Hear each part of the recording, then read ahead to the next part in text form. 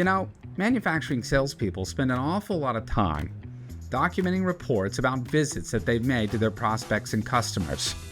But they're busy, so they don't do it right away. Maybe they get to it days later or a week later.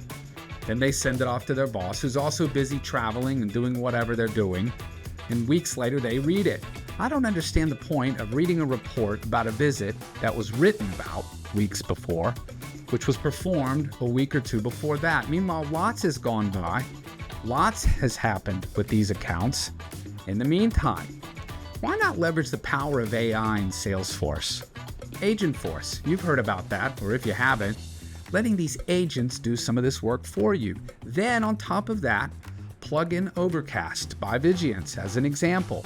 In this example, we're connecting SAP and Salesforce, and this agent is actually creating the visit report by looking into SAP and Salesforce and emailing it to my boss for me so that I can keep selling. Why in the world would you keep documenting all these things and spending hours every day, every week to write these reports when this could be you? And Agentforce doing it for you.